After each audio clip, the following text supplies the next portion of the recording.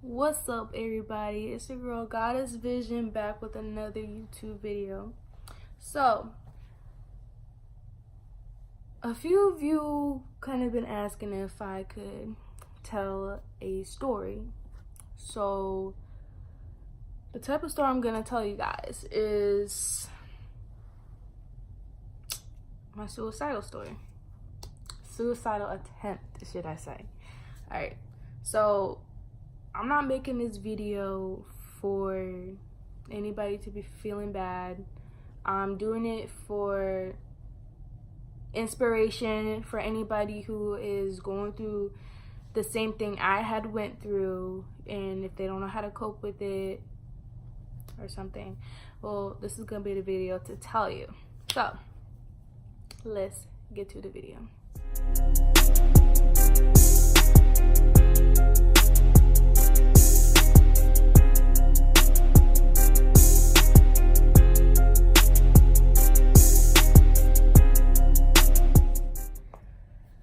So it all started, I'm gonna say, around August of 2017. That has been the major downfall of my life. Really, it all started because you know how you get so much buildup and like you don't talk to nobody, you just let it build up inside of you until you explode. Well, that's basically what happened to me, but it kind of went over the top.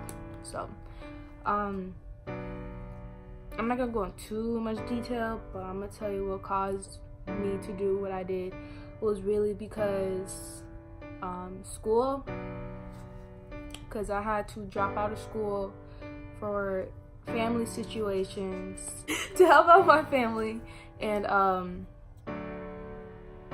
work, and also a bit of family issues.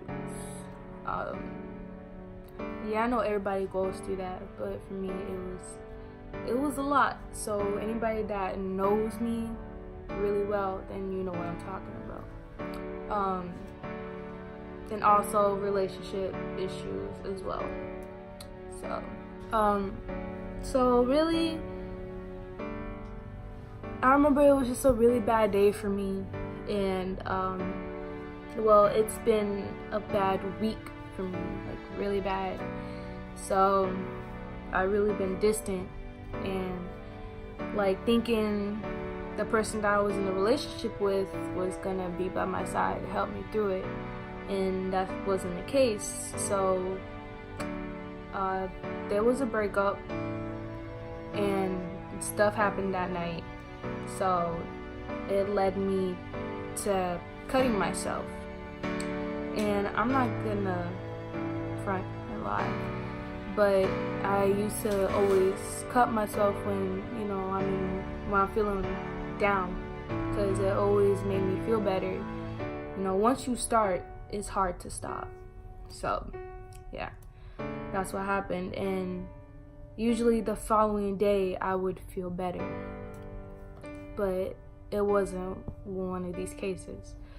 So things went bad for me one night, and I started cutting my arm, and thinking the next day I was gonna be alright.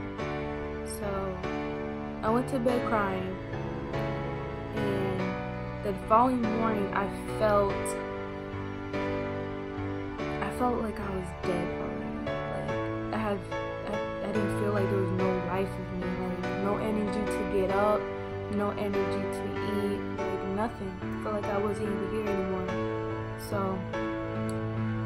in that moment I was just thinking, like, I was thinking nothing of it. I was just aiming to just kill myself. So I was just like, alright. And I had a friend also that she knew the stuff that was happening to me, and so she knew about that I was cutting one night and everything. And so I left a message. I just simply said to her, like, I love you, you always been a good friend to me and everything. And from that point, I guess she felt like something was wrong, so I turned my phone off. And that following morning I had told my parents, I was getting dressed, and I told my parents that I was gonna go for a walk to the park. And so my grandma, she was like, okay, be safe. I was like, okay. And they were in the living room, and meantime I went to the kitchen to grab a blade. And so my grandpa, when I was walking out the door, he said, are you okay? And I was like, yeah, I'm fine. And so he was staring at me for a good minute, and he was like, are you sure? And my grandma was like, she's all right, let her go. I was like, yeah, I'm okay. He was like, okay. So I made my way down the street, walking to the park. I walked a couple of laps around the park, and just to really see if anybody was around. Nobody was around, like maybe 2 people, if I remember, like jogging around the track. So I was sitting behind a rock. It was like a really big rock. So I was sitting behind a rock, and like I just started bawling my eyes out. And so in my head I was just playing back, all the bad stuff that's been happening, and how it just came to the point where I didn't want to be here anymore. So I pulled out the blade, and I started cutting my arm again. So, but it started as little cuts, and then as I really got into it, I started like making big cuts, and my arm was just full of blood, and like my whole left side was full of blood. So all I remembered was I was laying on the floor, and all I remembered was hearing ambulance sirens. And from that point on, like everything was getting blurry, like everything was just flashing in and out, and like you're gonna pass out or something like that. Everything was just starting to black out for me, and all because like I lost so much blood. I really thought that was gonna be it for me. I didn't think I was gonna make it. So, and the last thing I heard was from my grandpa saying from a distance, oh, Ida, please be okay.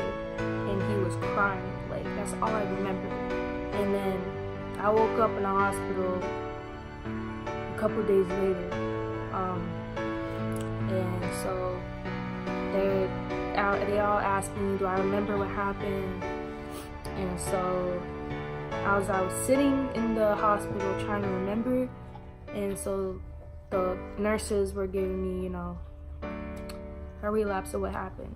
And I woke up with my grandpa next to me, and all I could see was in his eyes, like I could tell he'd been crying. And from that point on, I looked at my arm, and it was all wrapped up and stuff, and I had stitches, and I started crying.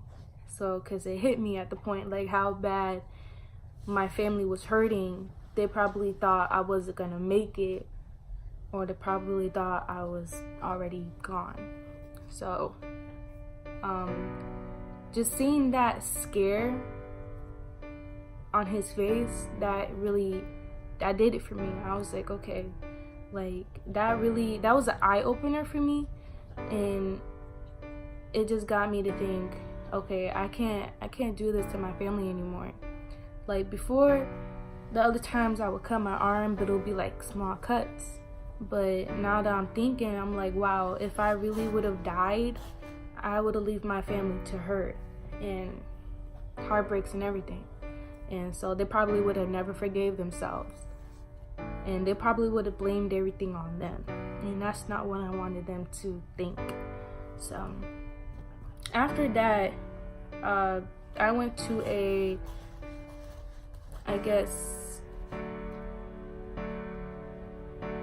emergency lockdown. They sent me to this place called Anchor. It was called Anchor Hospital. It wasn't a hospital, but it was a facility for people who try to commit suicide and stuff. So they sent me there. I was there for like about a week and a half. Yeah, I was there for like about a week and a half, and I was at the hospital for like 4 days max. Yeah.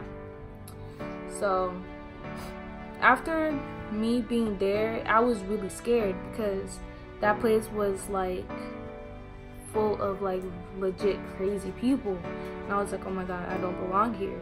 And so it took me a couple days to like get used to everything.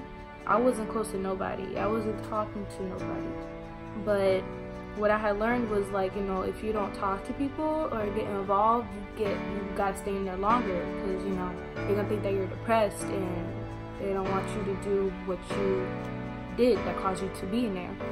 So after like a couple of days, me getting used to it, talking to people, I actually like talked to a couple people that went through the same situation I did or similar, and so we basically like shared, you know, stuff that would make us feel better and all other stuff. And at the moment, like, I regret doing what I did.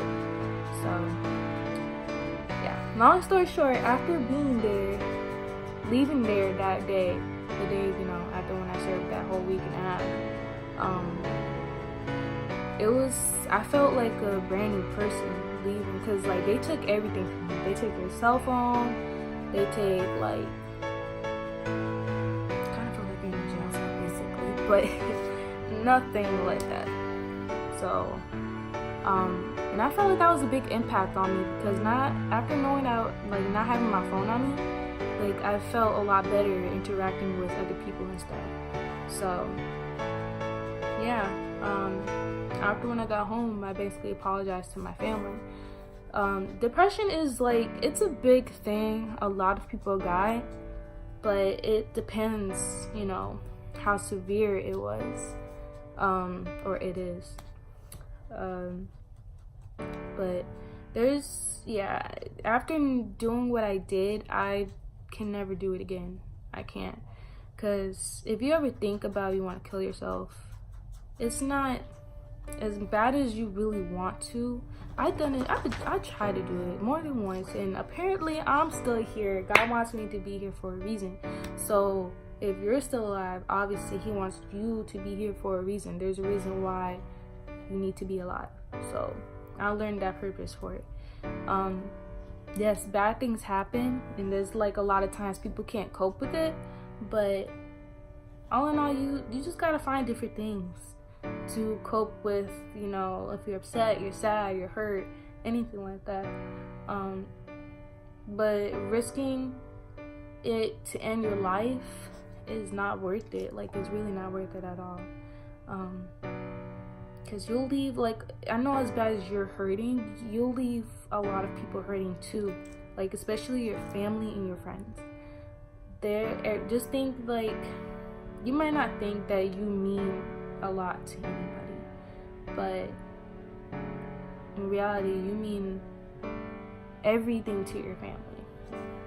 Yeah, like, your family wouldn't do the things they would do for anybody else, you know. That's how you gotta think about it. And if your family is the reason why, you know, you're feeling like that, honestly, it's best to, like, you know, go to a friend's house, or honestly go outside or do something, like, you know, get involved with nature. That's what I really do, at least try to do, but it really helps a lot. But yeah, everybody hurts, you know, and you gotta also think, you might not know your whole family's past, like what it was like when they were kids. Like, who knows, maybe they were going through the same stuff. So, you know, you just gotta think, like, don't take it too hard on yourself or other people, because, you know, you don't know what other people are battling as well. But people have their ways, you know, but like I said, like, don't try to kill yourself for any reason, because, like, it may not be now, but sooner or later you're gonna realize how precious life really is, and that's something people don't realize. Yeah, people want to think, you know, life is so difficult, but you gotta think God is preparing you for something in your future. That's how you gotta really look at it. You He's trying to make you stronger for a reason. Because, you know, if something bad happens, and, you know, you gotta be ready. Like, you gotta be strong to handle that situation. So, yeah. Suicide is definitely not the answer to nothing. Honestly, I'm glad that I'm still here today. I'm not gonna lie, yeah, I have my little moments where I think, like, dang, I don't know what I'm gonna do, like, you know. But that's when you gotta snap out of it. Like, if you feel yourself getting into a dark space, you gotta try to pull yourself out of there. Because if you don't, you're gonna be stuck, and it's gonna be really hard for you to pull yourself out of that situation. But